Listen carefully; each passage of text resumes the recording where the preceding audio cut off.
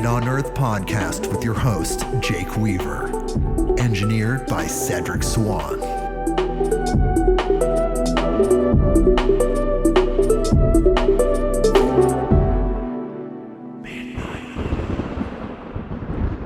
Hey everybody, we are back with another episode of Midnight on Earth. I'm your host, Jake Weaver, and we are here to bring you more knowledge, more light, and more love. We have an incredible guest. I say it every time. I don't know who's not incredible on Earth. We have an incredible guest. His name is Christian Thagard, and he wrote a book called Earth Game, The Evolution of Consciousness. And we're going to talk to him. It's going to be incredible. We're going to talk about evolution so much. The Earth Game. We're going to talk about so much. But first, I need you to do something for me. Go to bluecobracbd.com. That is bluecobracbd.com. And there you will find Blue Cobra CBD oil, the highest quality CBD oil on the market, period, on Earth, Excelsior, all of the words. There's nothing else like this. There is an ocean of CBD products, people.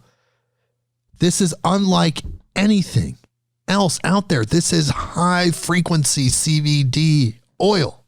The way that Blue Cobra CBD extracts their CBD from the hemp flower is a proprietary method called the HIT extraction method. No chemicals, no solvents, no gases are used in that extraction method. It is 100% natural. The product is 100% organic, and it's a family-owned business. Howard Hitt is 76 years old. He also goes by Big H. He has 3 different types. King Cobra, maximum strength. The Little King Cobra, regular strength. And Wild Thing CBD for pets. This is CBD for your wonderful dogs, cats, these animals you love so much. Give them the highest quality medicine that you can find. No chemicals. Forget about those prescription anxiety medications for pets. Give them Wild Thing CBD. And we have a discount code. Free shipping on any order. The code is Big H. The word big, the letter H. You get free shipping. Over the last few dozen episodes, or maybe even more, I've tried to tell you how incredible Blue Cobra is. And Howard asked me to be a part of his video panel, Blue Cobra Peeps, which is on YouTube. Go check it out. I was there. I cracked a lot of jokes. It's really funny. Check that out. Truly, this is unlike any other CBD product out there. You will definitely have an incredible experience with it. And if not, there's a money back guarantee. You get the product, you get to keep the product. If you paid shipping, you get your shipping money back and you get your money back. It's a win-win-win. So just give it a try. It might change your life. It definitely had a profound impact on me.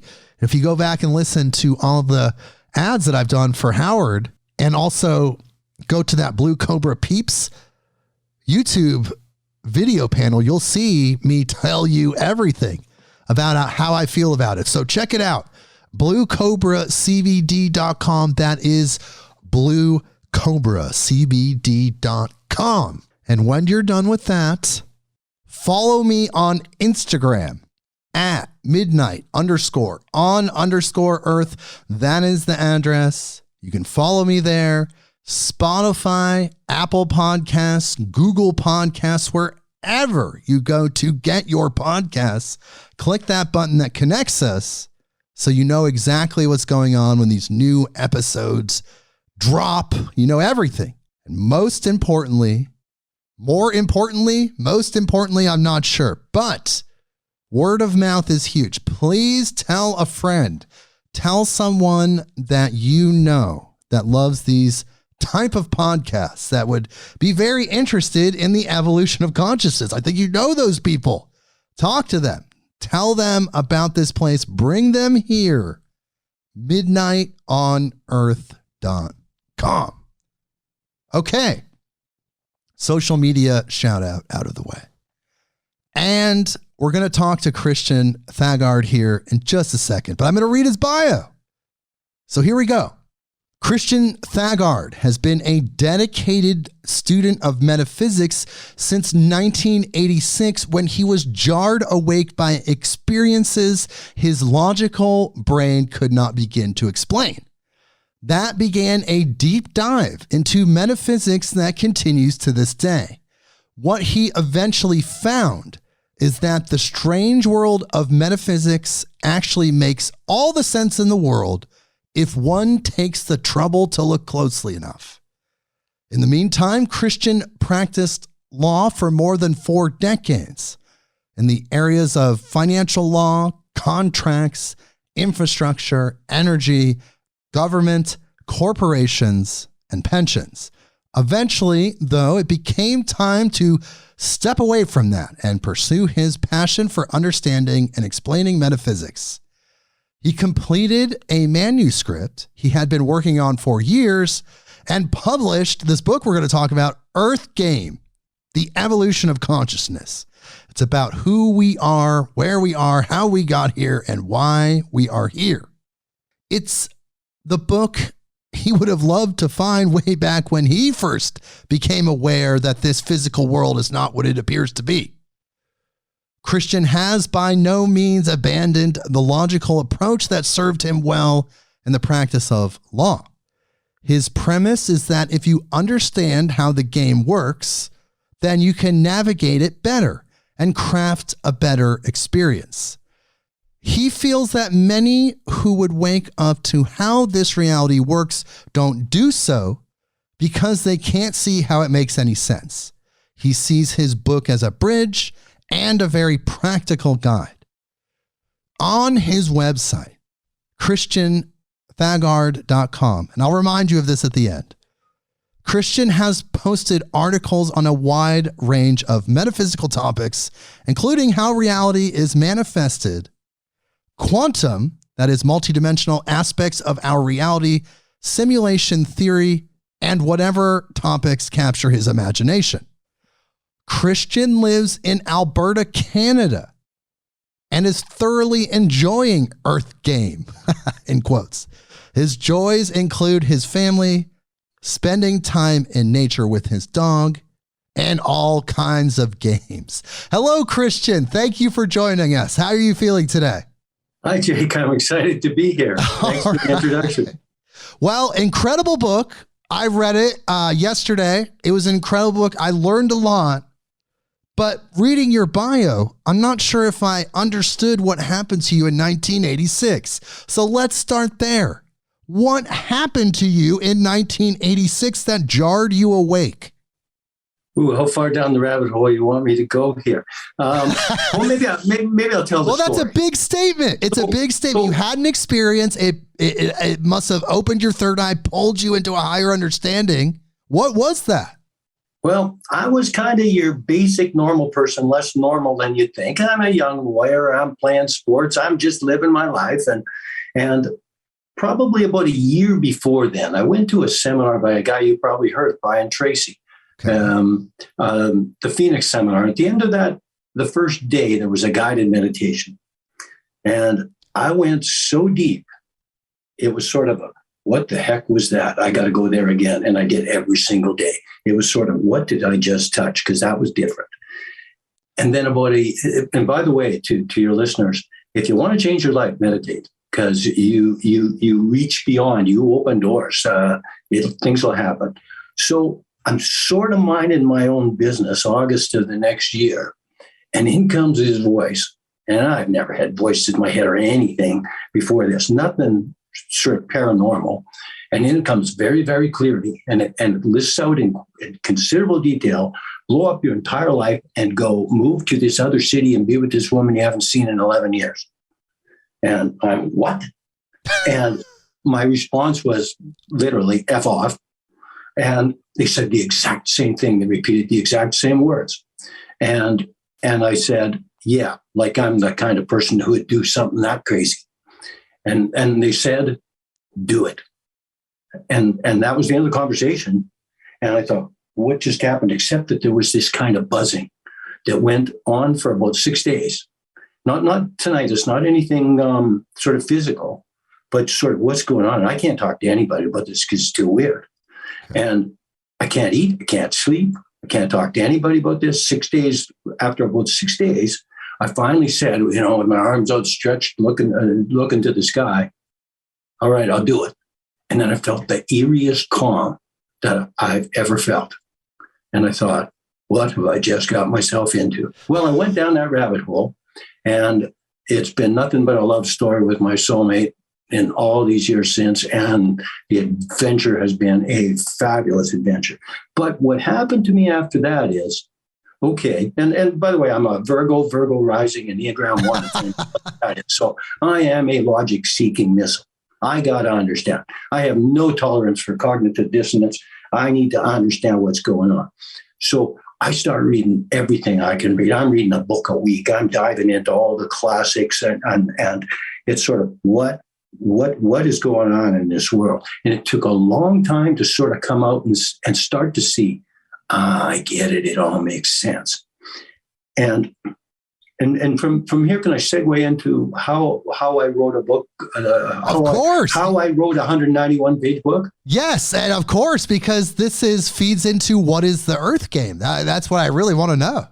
Probably 15, 20 years ago, I started writing a book. Okay. And this is how I wrote a 191-page book, is I wrote a 500-page manuscript. And I didn't do anything with it at the time. And it wasn't a time when Amazon was the great platform it is now. And I kind of set it aside. And then about 10 years ago, just it popped into my head, the title, and why don't I take a more streamlined approach and cut right to the big picture here about what is this? What is this reality? What's the nature of this thing? And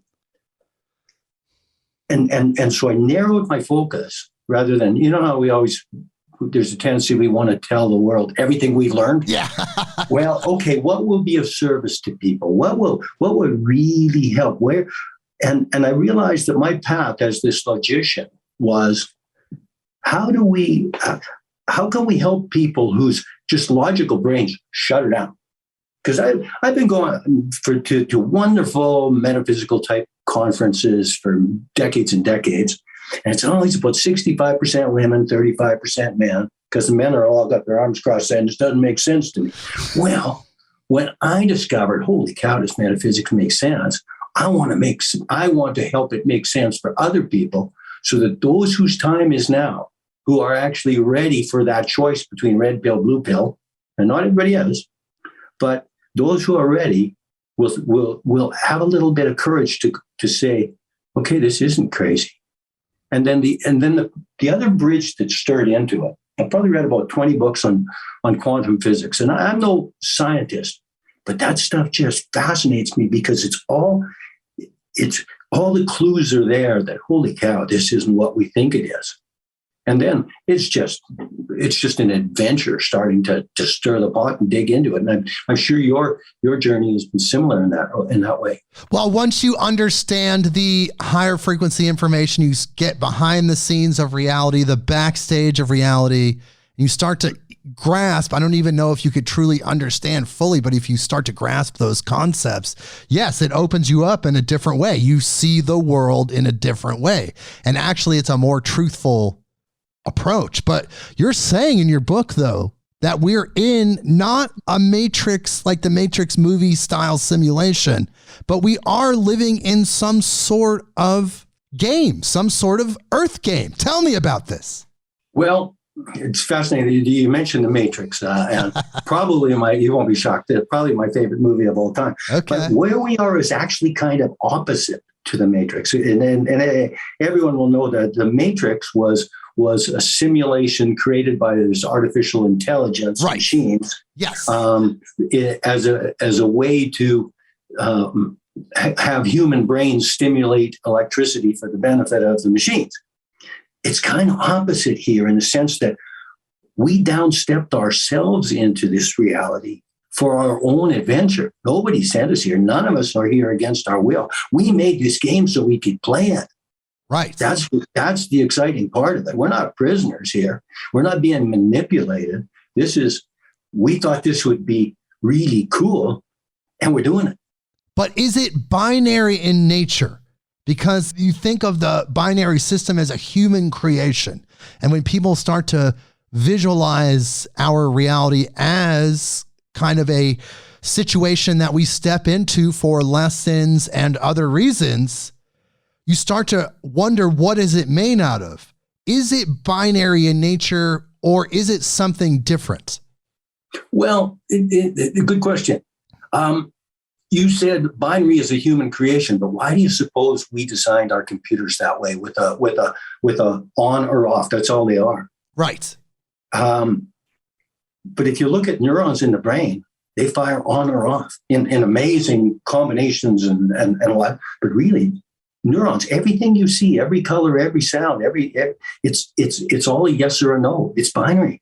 So is the game necessarily that? No, it seems to make sense to me that it is, because it's the simplest building blocks. But the real point is, hey, this is a game. Well, can I digress a bit here? Of course, that's what we do here. Yes. Yeah. Here I thought. Here I worried I wouldn't know what to say. Say everything. Let me put it this way. I came across this the other day. 3 stages of life. Okay. Stage 1, birth. Yes. Stage 2, what the hell is this? And stage 3, death. Well, we're on stage 2. What the hell is this? Now, if you're a little more upbeat, it would be, ooh, what's this? Right. But if you're like me, it's, what is this? Okay. And so to come at it, what is this thing we're in? And we're in Earth Game, where the first question that I came at is, okay, is it, as some believe, pure fluke, pure random, just somehow Big Bang somehow created itself, and it's all random and meaningless. And I won't get into the why of it, but there's just no way. Anybody who's a little bit awake, which would be all your listeners, no, there's too much pattern. There's too much. This is obviously intricately designed from everything from the Big Bang to the balance between the nuclear strong force, nuclear weak force. Everything is just so. So once we know it's designed, okay, now we can get into what's the why of it? Why was it built the way it is? And we can infer purpose from design. And the design of our brains is a real clue. And I have a chapter in my book on the 5 illusions your brain can't get past. Yeah, I thought that was great, actually. I really enjoyed that chapter. Yeah, like our brains are designed to be fooled by what this is, and to not be able to see past 3 dimensions of space and 1 dimension of time. And we'll square up and down, that's all there is, except actually we can see past it. But do you think, like physicists say, and like you mentioned in your book, that these outer spatial dimensions are incredibly small, like microscopic? Or do you believe we just don't understand and they could be as expansive as a universe, perhaps? Well, that's where string theory hit every kind of a wall. Even on Big Bang Theory, Sheldon Cooper eventually abandons it because it just hits that wall. And It's not that we can't see the dimensions because they're so small. We can't see the dimensions because we're wired not to see them. There's more going on here. So think about it. Now. This gets kind of interesting, Jake, because why were we designed to not be able to see past a certain point? Why?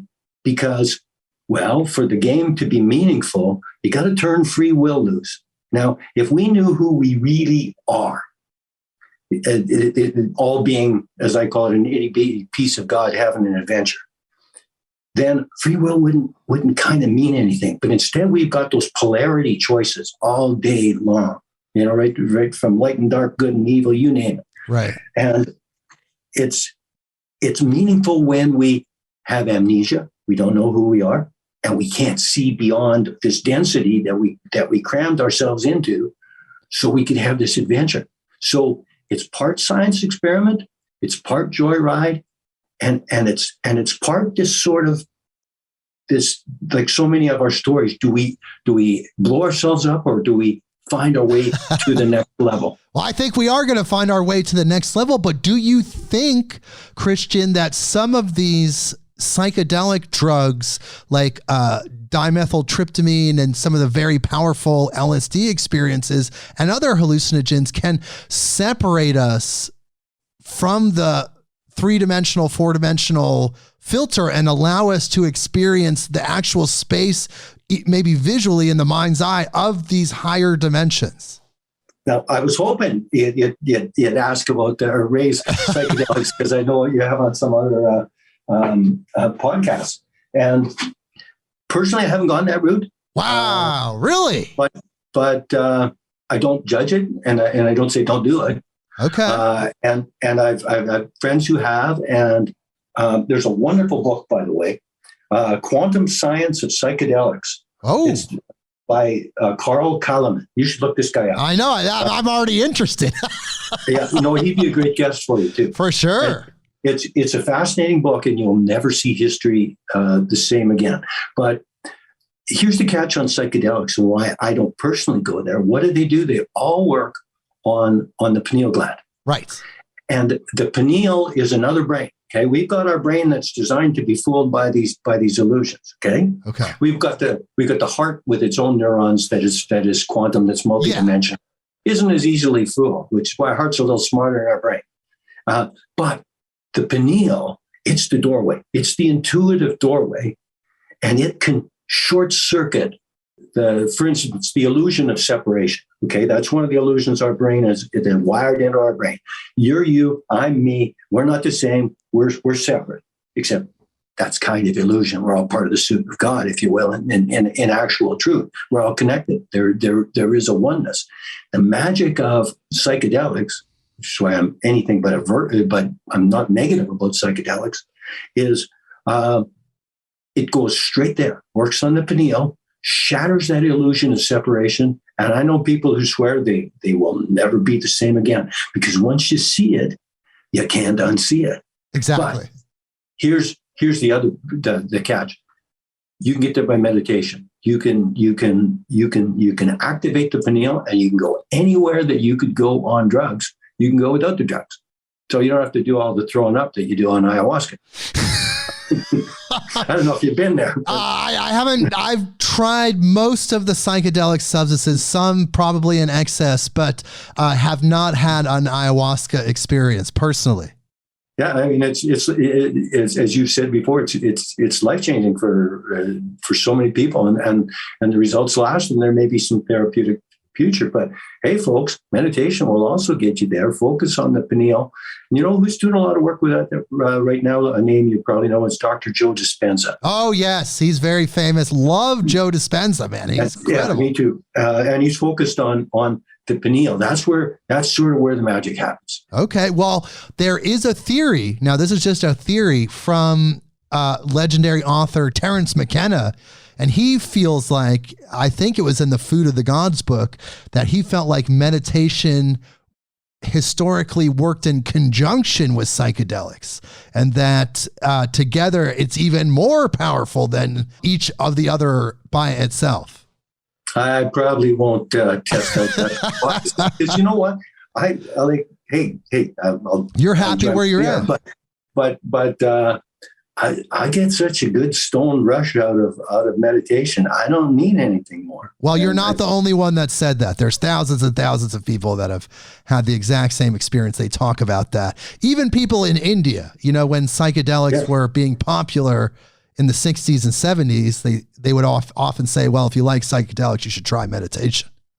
But here's the point, and it's about, I've heard you talk about this next level, and I've written quite a bit about the next level. And it's a little obsession for me right now. Basically, I love it too.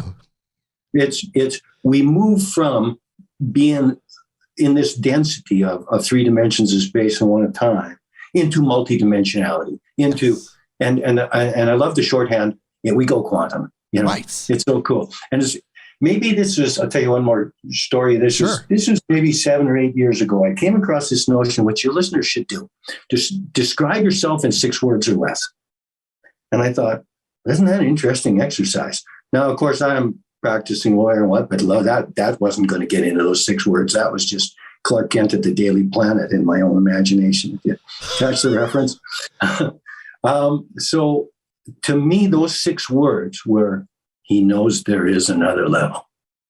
So that's the adventure we're on. And so you use the phrase heaven on earth, bingo. It's all, this is where we're going. This is an exciting time to be alive on earth in Earthgate. It does seem that way. It seems like we're at a massive precipice of this gargantuan change in really our perceptions, how we live life as humans, our relationship to each other, the earth, outer space, the other planets, the other cultures that are out there. It's just going to blossom and open up. We're just at the very, very beginning stages. It's pretty amazing.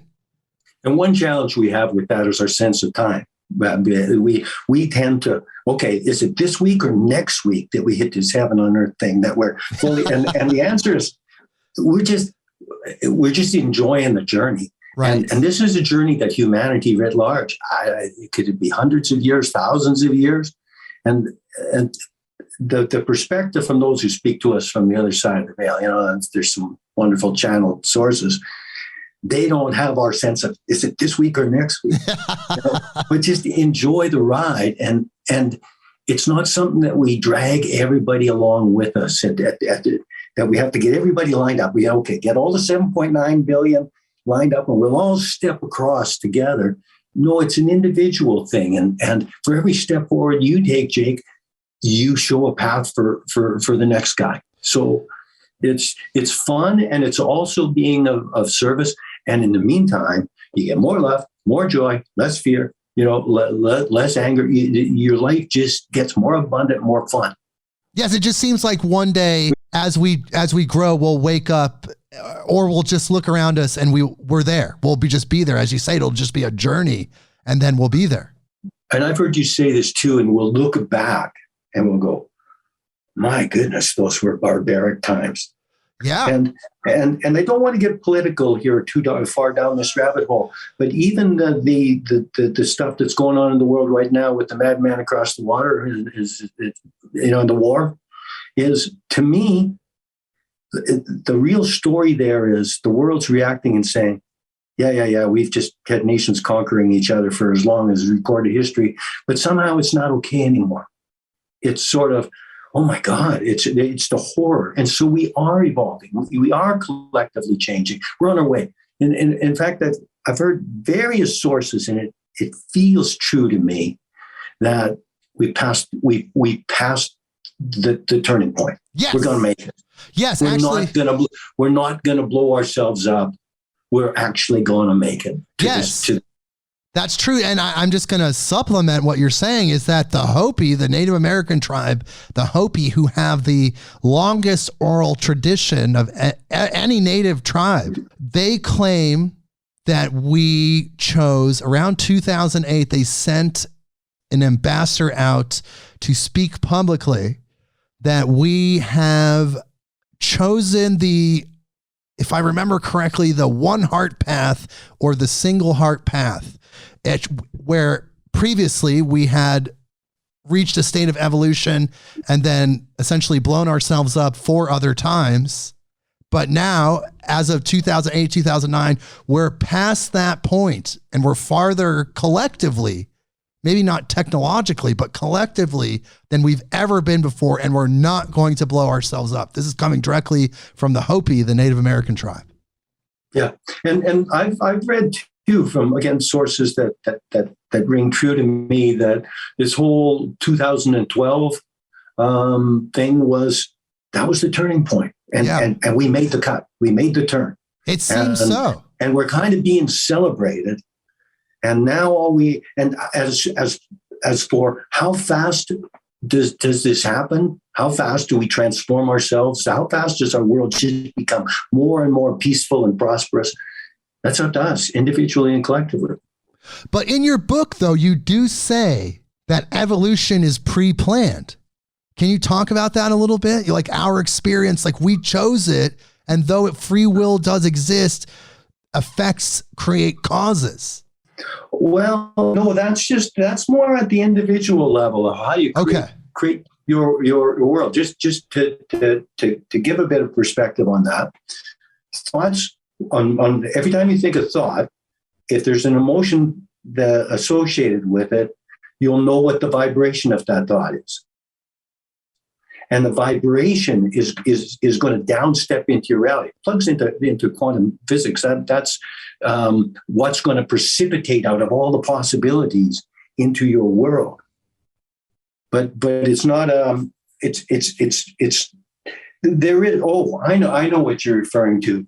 The game was made. The whole program, and we're moving our way through this massive program. And part of it was, do we make the cut? And we have. I believe so. It feels that way because the best of us, the best of humanity, and everybody that's just really just trying to do better is amazing. You know, we're just shining examples of love and light. The worst of us needs to, I guess, stop making those choices, and they're not representative of us in a way, but you can see humanity as a whole. Our stock, as I often say, is going up, up, up. We may have had dips, but overall, humanity's stock is expanding. Our value, what we're bringing to this dimension, is good. No, we're not, and of course we're of different ages in the sense that you're no doubt an old soul. You've had many lifetimes.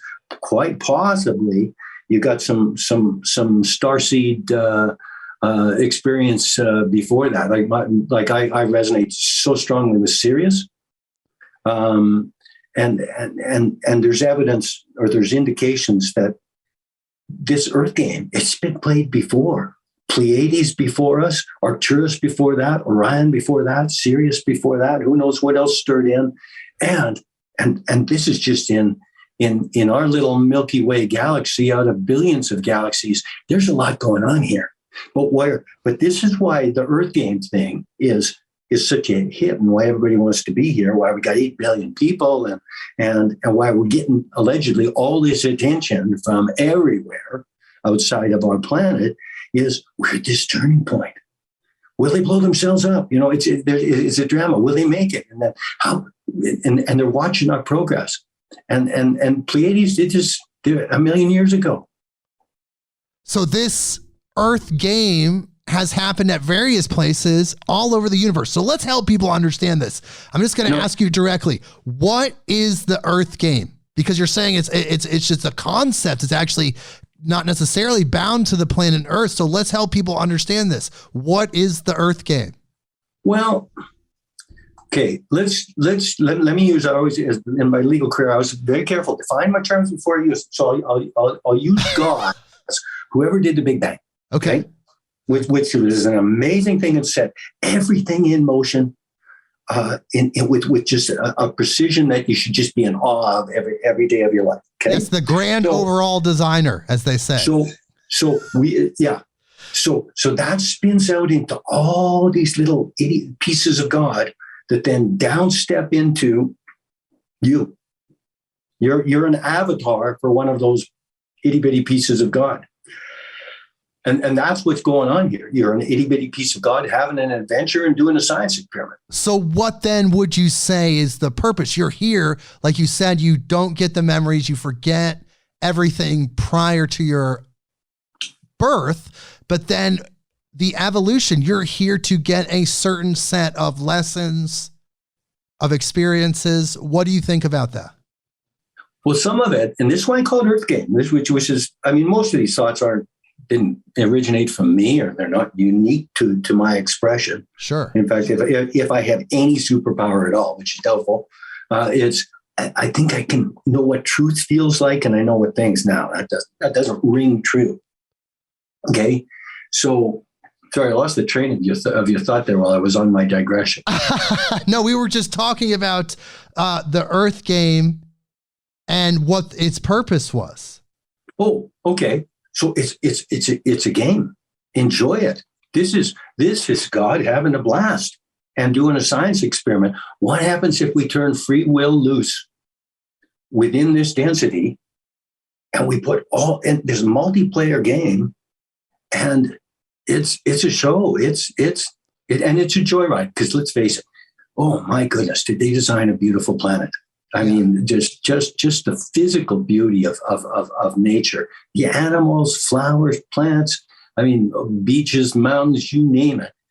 Wow. I bet they're pretty proud of it. Or that's us on the other side are pretty proud of, boy, is that cool? Let's go there. And we do. And to us, we get all tied up in knots over it, because we can't see the bigger picture, and we can't see that it's like watching a movie that's 80 or 100 years long. And then what do? We go watch another movie. We just come back. Oh, you mentioned, I was going down a bit of a path with older souls. The memories they leak in a little more. You kind of remember stuff. You kind of know stuff. You kind of, I couldn't do that. You can see the connections of everything. You can feel the connections with nature. Whereas if you're really on your first drop in here, it'd be like playing a video game, a really hard video game. The first few times you're just going to make a mess and get killed off. No problem. Just hit new game and eventually you'll start to master it. And that's why it's not about being better than or first in the class. Everybody's where they're at in the game. Everybody's going to make it home safe and sound. Enjoy the ride. Yes. And you do say in your book that the object of the Earth game is evolution, to contribute to the evolution of the human adventure. Now, isn't this the same as service? Like, you're talking about God, the divine. Isn't this the same thing as just living your life in service to the divine? Yes, but I think there's an element of evolution, which, by the way, I got to credit to the book My Big Toe by Thomas Campbell. I read all 800 pages of that trilogy. It was fabulous. That particular notion of evolution being greater order and greater complexity. But really, it's God discovering itself, creating this playing field. I mean, we do the same thing. I mean, we create games and sports, and then we immerse our consciousness in it for a bit of time, and we just get totally into that game. And so this is God having an adventure through you. Yes. And, this is, as other people say, just a classroom, not just for our individual selves, but really it's all existing within the mind of the divine, or the mind of God, as the Hermeticists say. It's just an illusion and real at the same time. Well, it's not that it's as real as it feels to us. Right. But it's illusion, not in the sense that this isn't happening. It's illusion. It's not what it looks to be, and it doesn't work the way it looks to work. I mean, that for me was one of the initial things I wanted to explore. Okay, everybody's heard thoughts are things, and there's a million quotes that you can put together about the power of thought. Why does that affect physical matter? There's a little anecdote in my book about a friend of mine in high school who spent half a semester trying to roll a pencil up his desk using only the power of his, I remember of his mind. He did not succeed. So it's not thought doesn't directly push around matter. There's this intermediation through this quantum field, but your thoughts matter. And that's the real, and that's the practical aspect to that is we can all clean up our thoughts. If you think better thoughts, you can have a better experience here. Yes, I noticed that in your book, you talk about, you actually had a whole section on controlling your thoughts. But what's a starting point? Because honestly, that's a really big concept. When somebody says, you should really control your thoughts, and you're thinking like, but here's the beauty. Here's the beauty. Okay. Here's the beauty of this is the guide is feelings, the emotions. Think a thought. And does it feel good? If it feels good, grow with that thought. If it doesn't feel good, think of any thought, anything you get triggered by. We all get triggered by stuff. I try to not think those thoughts. So I'm not even going to come up with an example. Whatever triggers you, whatever makes you feel sad, whatever makes you feel, those are not good thoughts. Those aren't going to get you where you want to go. Think the thoughts that feel good. Think about what you want rather than what you don't want. Think about how people get caught up in autopilot, and they get caught up into the trap of grousing about what they don't like, or fighting against what triggers them, or they get stuck in the old hurt, in the old wound, into victim mentality. Now, none of that's to be judged. I'm just saying it doesn't work. Right. You can't get out of it going that direction, because you're going into what you don't want. Pivot to what you do want. For instance, if there's anything in your world you don't like, okay, what would be the opposite of this? Okay, now I got to put my imagination to work. What would that opposite of it feel like? And now let me just daydream a little bit.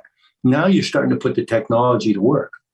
So this is something that you visualize. You're essentially taking your thoughts as the stream of your thoughts seems to move in a negative way. You're saying grab hold of that and move it to the place that you want it to be. Not focus on the thing that you don't want, because that's actually what manifests. And then you will start to manifest the things that you want. Well, for instance, whether it's a job or a relationship or whatever, if you're seeing something, whoa, this is exactly what I don't want, pat yourself on the back and say, perfect. I successfully identified what I don't want. Now, what would be the opposite of that? Most people don't take that step, but you can. Actually, most people kind of don't get into this game yet, because they're just running on autopilot. They're just they're really not actively thinking. Well, some people would rather die than think, like Earl Nightingale says. Really? Have you never heard that before? I remember Earl Nightingale. Oh, you should really check out. Some people would rather die than think. A friend of mine years ago, he said to me, Christian, I think only about 4% of people actually think. Now, he just pulled that number out of the air. But the point is, if that number goes up, people are going to have better lives. Yes. Oh, and the other trap you get into is, well, I need them to change.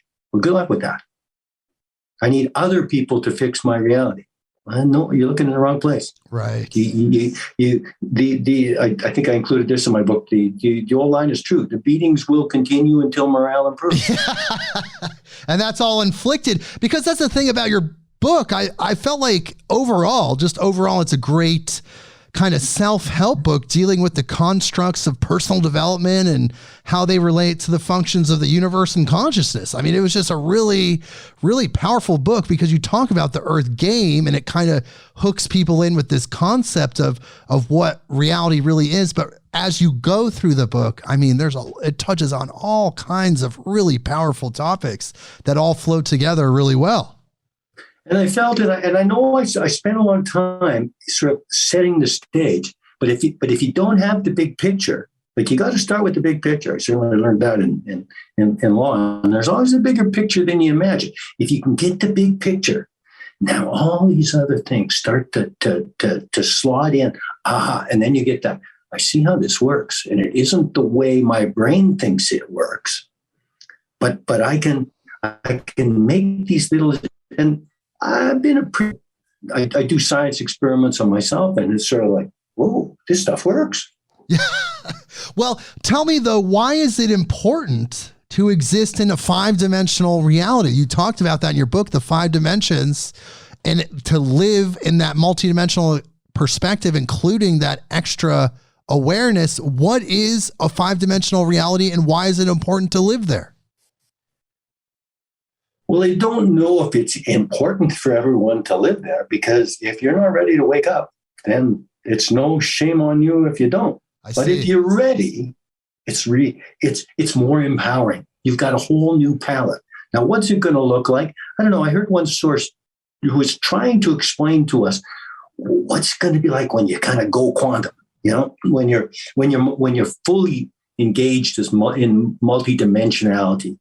And they said, it's kind of like trying to explain the color red to someone who's been blind from birth. So we'll kind of know it when we get there. But the beauty is the Earth's kind of already there. This is why when you go for a walk in nature, you always feel better. It always takes you up a notch.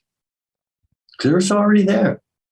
Right, because you get to resonate with that energy. Is that part of vibrational living. I want to talk about this. Tell me about the concept of vibrational living.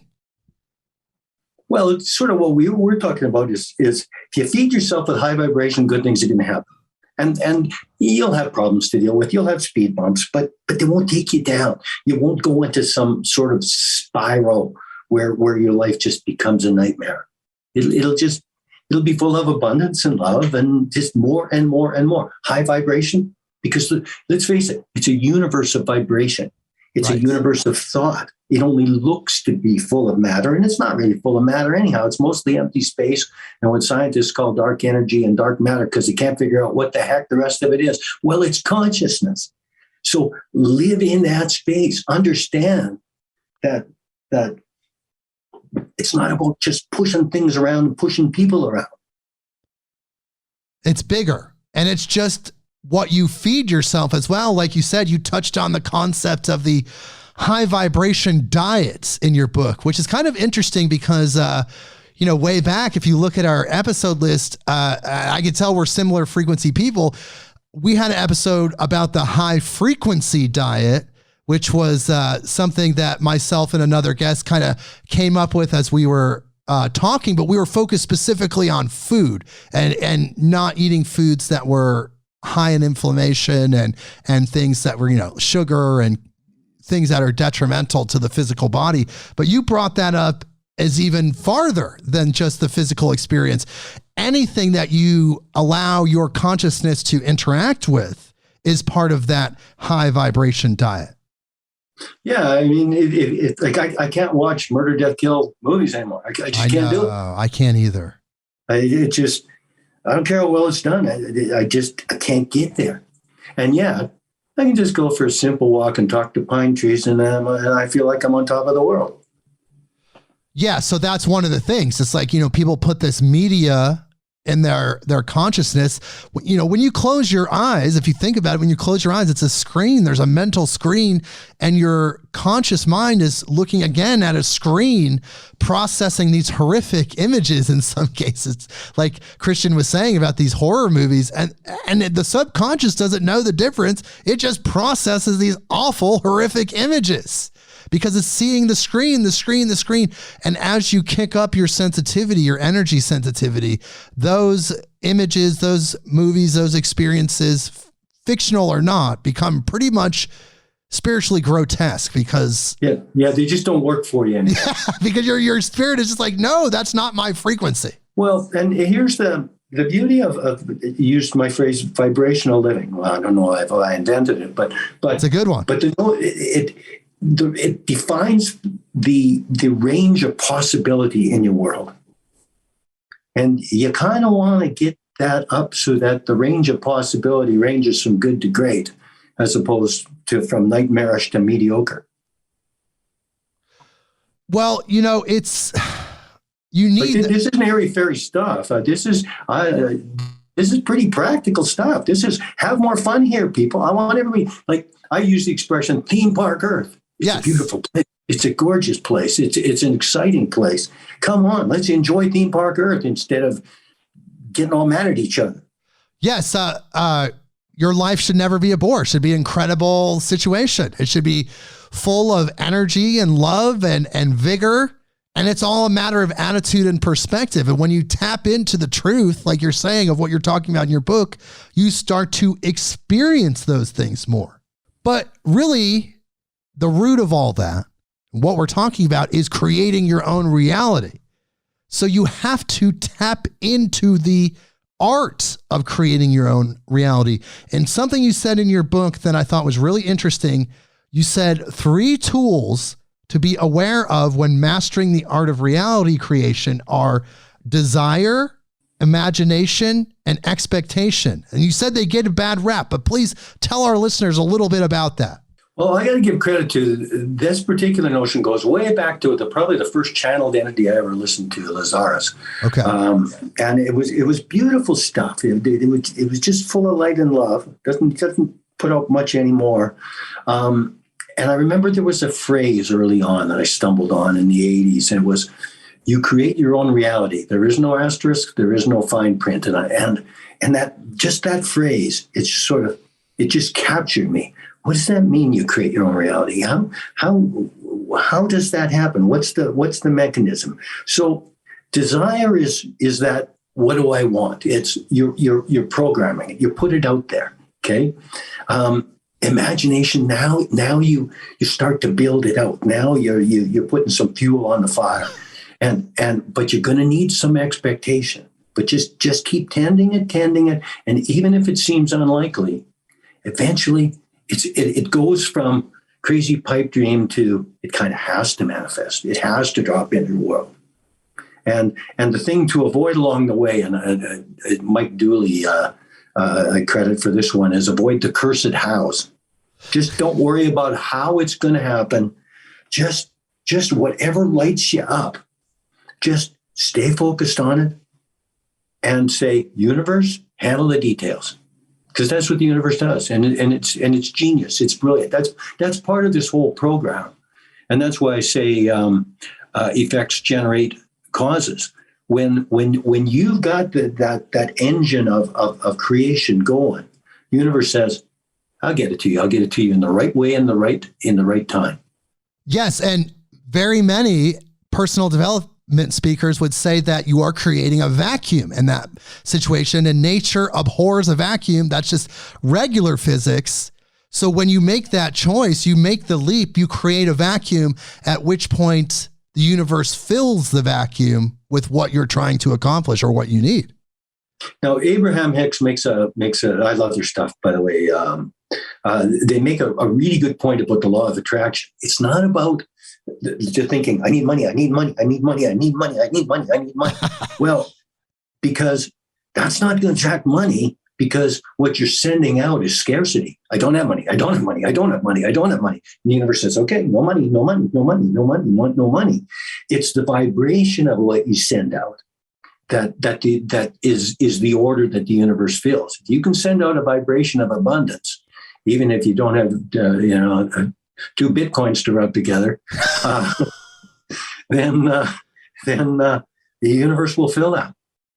Yes, the law of attraction is actually a secondary law. The primary law would be the law of vibration, law of attraction is a vibrational law. Right. That's the level it works on. You're going to attract the vibration you're putting out. So, right. And yeah, you can only... What a great game, eh? What a great game. It's an incredible game. You can only attract what your vibration's in harmony with. I mean, it's... And, while I'm raving about... I'm not going to rave about my book. I'm raving about Earth Game here. Like, not the book, but the game. No, we love the book, Earth Game. What a great game. You never get judged. Like I grew up with the notion of a judging, vengeful God. It's not like that at all. No, not at all. The other side, nobody craps on you for all the stupid things you did and all the opportunities you missed and all the horrible victim thoughts or vengeful thoughts you harbored your whole life that torpedoed. Nobody judges you. You just sort of go, hey, you want to go again? Sure. Right. With the karma, like you said in your book, the pre-packed lessons that you didn't finish or didn't kind of learn, you take that with you to your next life. It's not necessarily bad or good. It's just the lessons you need to learn. You pick up where you left off. Yeah, exactly. Like you said. And another thing that you talked about in your book, which I thought was amazing, which again, I will say your book's amazing. It's very easy for me to read these incredible books. I just rip through them when they're so good, like yours. Sinking to your higher self. That's something that was very prominent in the latter half of your book, is getting in touch with your higher self. What is the higher self? Okay, that's the you beyond the veil. That's the you who sort of squished themselves down and like spun off a piece of themselves while remaining connected to you and dropped you into this 4-dimensional Earth game and said, okay. And this is the fun part. Before they do this, you pick your parents, you pick the key people that maybe a soulmate or two, maybe not, maybe siblings, key people, key rendezvous, key lessons. You select your astrological profile, you select your Enneagram drive and a whole pile of other things. And you select even your physical characteristics and your talents. And many of us would think, geez, I could have been drop dead gorgeous and an Olympic athlete and a genius, and I chose this. But what they chose served the purpose of the particular lifetime. So they got to, now you're back with them at that point when you're planning, then they drop you in, but here's the key, they drop you in with amnesia. Right. So that's what makes the game really wild. You don't remember any of that. So you find yourself here and you got to figure it out and often your parents will tell you, oh, no, they'll tell you all the wrong things. You're unlovable. You're not powerful. And sometimes, and those are little hurdles you have to step over. So if you can think of your higher self as the one who's playing Earth game through you, you're the avatar. You're the piece on the board of Earth game. Now, that's pretty cool. And if you can start to identify, see, that's the Jungian dichotomy between ego and self. Ego is, as represented by your brain, it's not a negative thing. It's the one that hears, sees, touches, tastes, smells. Okay, it's experiencing this earth reality, but you got this connection to self. That's the really wise part. That's the one who actually knows the blueprint for the lifetime, knows what you're trying to do, and knows how you can get it. You got to tune into that. So the more you can have that connection, and the beauty of this too is when you're tuned into your higher self and you start to identify more with self than ego, and just say, brain, just observe, just be in the now, just look at that pine tree out my window and go, wow, I love pine trees. Okay. If you can do that, then everything starts to sync up almost automatically. And you start to feel a little bit like a tourist. And everybody knows, you know that feeling on vacation? Oh yeah. When you're where you're just paying attention to everything, you're just in awe of palm trees or mountaintops or whatever you're seeing. You're interested in everybody you meet. Where are you from? You want to know their story. You're so in the moment. Time stands still. You can live your life like that. Wow. Yeah, because you take that self perspective. It's interesting you say that, because I think about that all the time. I often feel like that I'm like observing, that I'm on vacation, like everything is new. Some people relate that to the starseed perspective. People that potentially may be Pleiadian starseeds are here as like they're on vacation, like they're observing, and they're meant to do that as part of their role. But what other techniques would you say would be beneficial to sync up with your higher self? Well, meditation is a doorway to anything that is multidimensional. Okay. Or get that pineal going, and imagination, because imagination is the currency of fifth dimension. So as you do that, as you sync up, is this when you start to tap into your uncommon senses? More and more. One way that I find, and I don't know if others have this, or if you have this same thing, is when I get a truth tingle. Do you know what I mean by a truth tingle? Oh, yeah, yes, I know it well. It's a thought that feels totally electric, and sometimes it'll run for just a few seconds, and sometimes it'll run for as long as a couple of minutes. At that moment, this is my take on what a truth tingle is. I totally synced with what my higher self is thinking. I thought a thought that my higher self is we're exactly in sync. And as you know, boy, does it feel good. Yes, a lot of people describe that as downloads. They get these higher downloads. They'll have a thought, or they'll be in a meditative state, maybe not even in deep meditation, but they'll have that truth tingle, as you say, and they'll call it a download. They'll get that divine download. Yeah. And when I get one of those, I can misinterpret it. I can extrapolate it. I can run off in stupid directions with it. But the essence of that thought, I can totally trust. I can totally count on that. Okay, that one's real. And that's one of the uncommon senses, you would say. What are some of the other ones? Well, there's the 5 that I catalog in my book, but basically they're all ways to reach across, and we're all going to be better with one or another. The one that I mentioned for me, truth sounds a certain way, not that it makes a noise, and something that's sort of, it goes, it's just not. Or the substance of someone, like Jake, it didn't take me more than a nanosecond to know I like this guy. Yeah, I feel the same way. It's So there's that one. That's the one that I have the most facility with. There's inner voice. My wife can hear things. There's inner vision. That's most of your psychics and what that you can just see into auras and see what's in the field for you. Warmth, which is just the emotional, and then movement, which everything from yoga and dance are sort of built upon.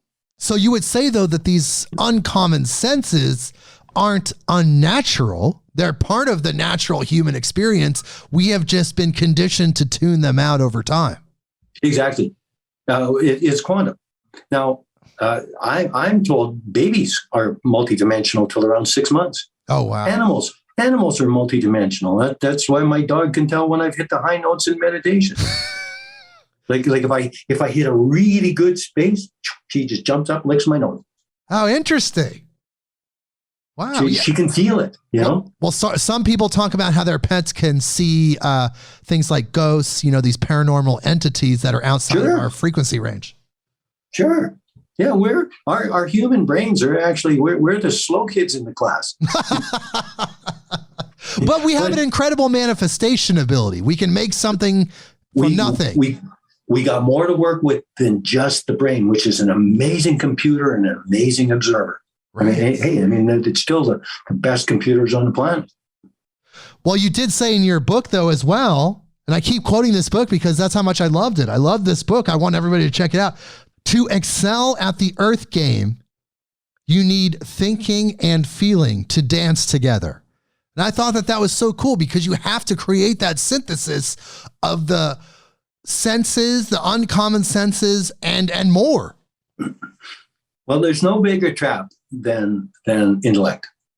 Yes. You can think yourself into all kinds of things that are just messed up. And yet, intellect's a wonderful thing, but it kind of needs to be tempered. And I think I put it this way, which is better, thinking or feeling? And the answer is, that's like, which is better, breathing in or breathing out? The answer, you need both.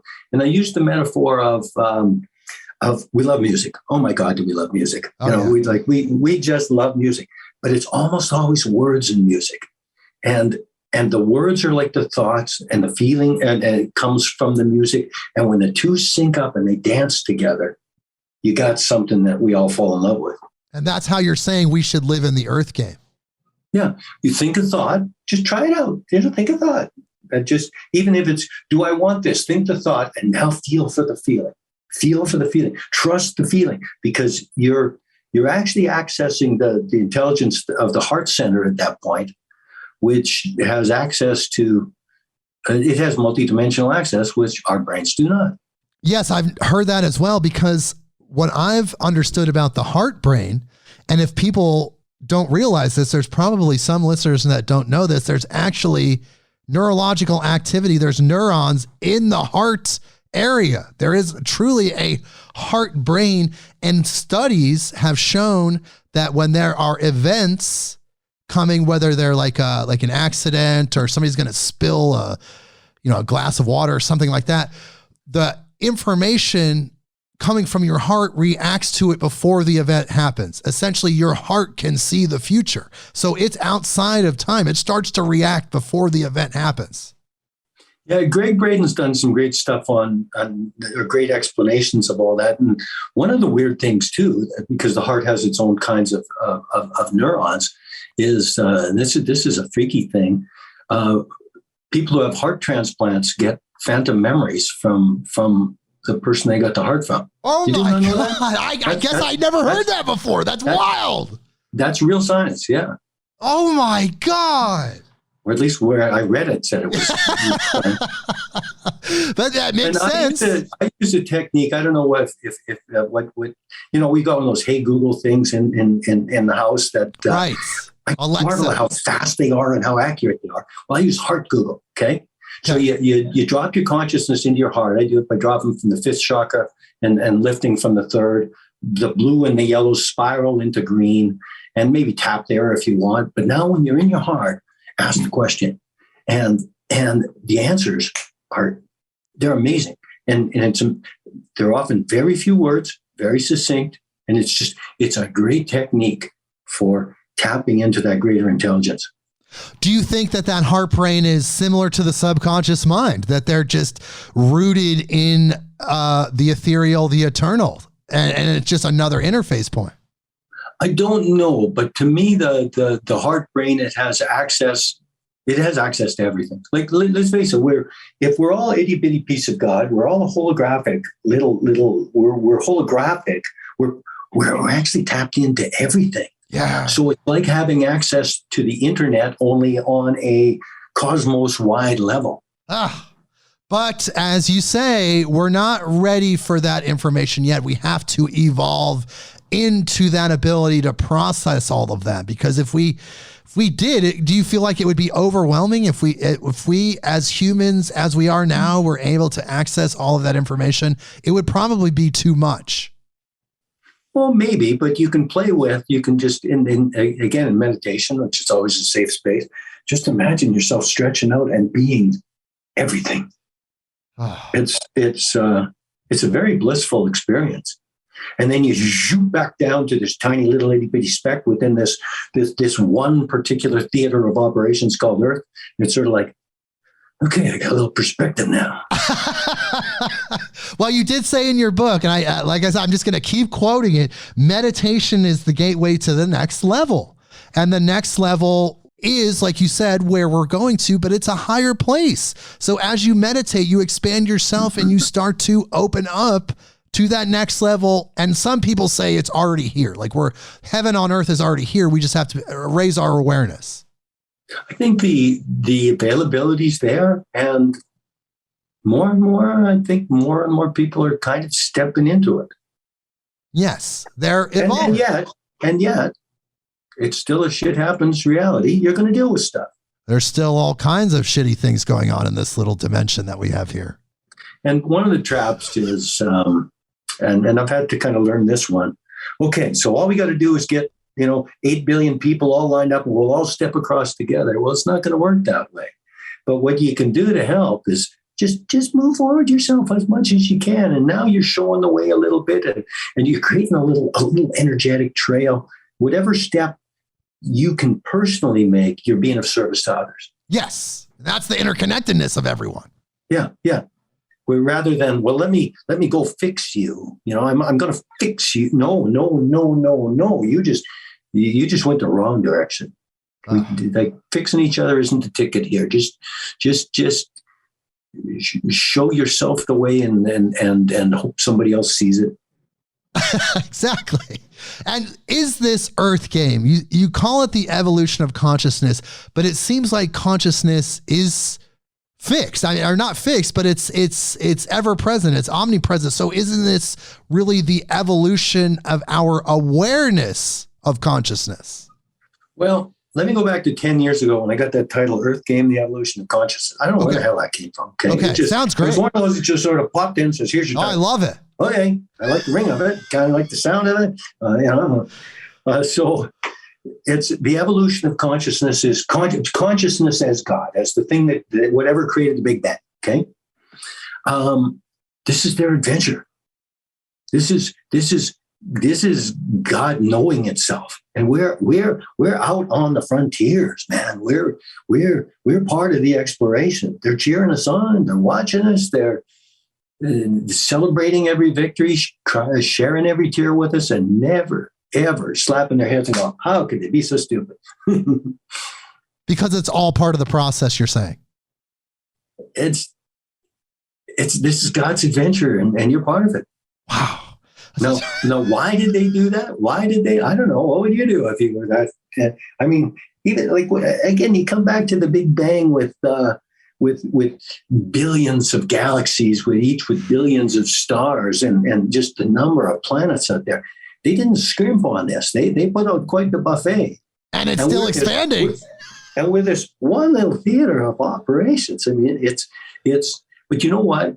If I can live my life in the more I live my life, because I'm not perfect at this game, obviously, either, but the more I can live my life in a state of awe, holy cow, this is amazing what they built here, what they designed. And my brain falls for it all day long. And that's okay, because I'm supposed to be here having a gas on Theme Park Earth and learning some lessons along the way. This is great. And you don't even have to look for the lessons. They find you. Just go enjoy Theme Park Earth. Yes, and try to, like you said, keep that high vibration. It's funny you brought up the awe, because one of our guests, our recent guest, Chloe Goodchild, who wrote the Vagina Monologues with Eve Ensler, and there's a lot of contributions she made. She mentioned the opposite of fear is awe. I listened to that. You listened to that. Okay. Yeah, I really, that fear and awe, exactly. And to me, I just posted an article on that called Encountering Fear. I put that on my website. And it's sort of fear, and I called it like source energy, where you just step into that connection with everything. And you can't touch both at the same time. When you're in fear, you lose that connection.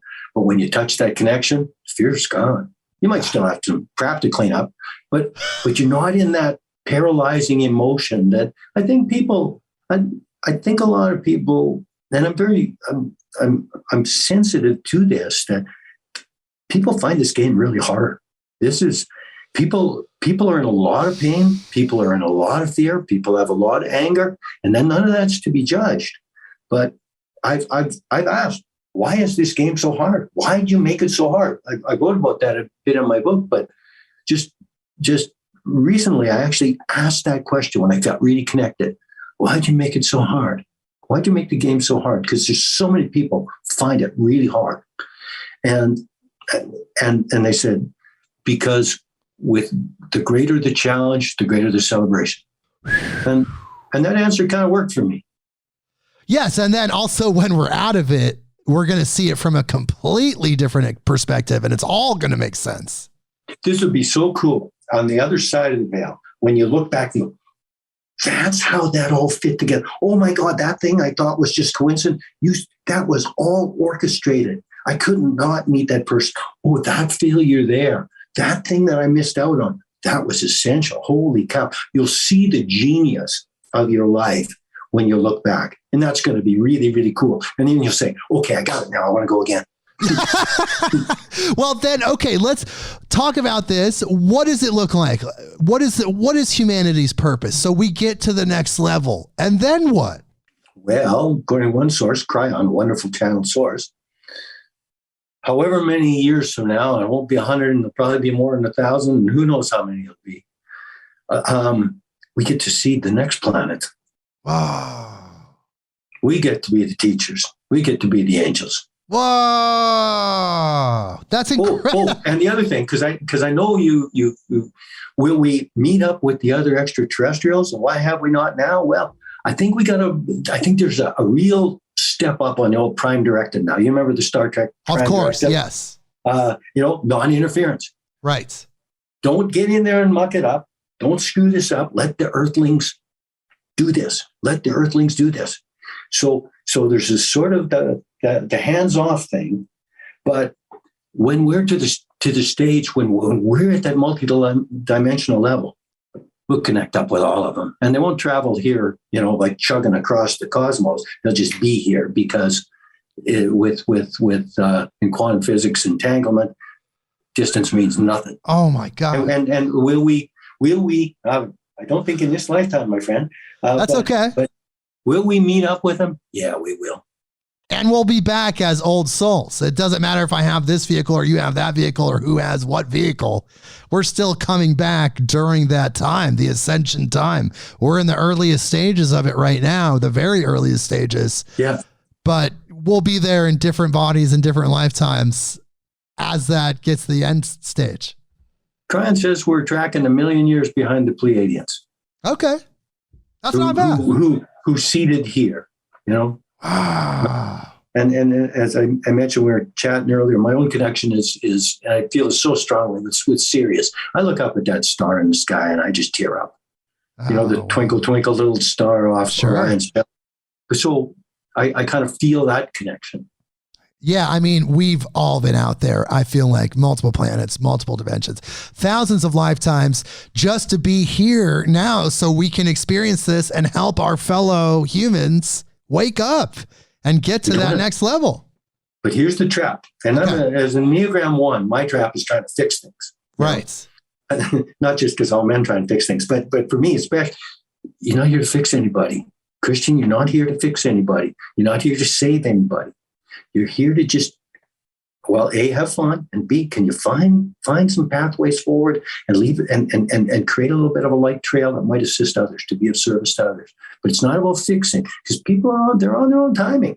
And if frankly, if they're a baby soul, they're first, hey, I'll try Earth Game, and they come in and splat it up pretty good.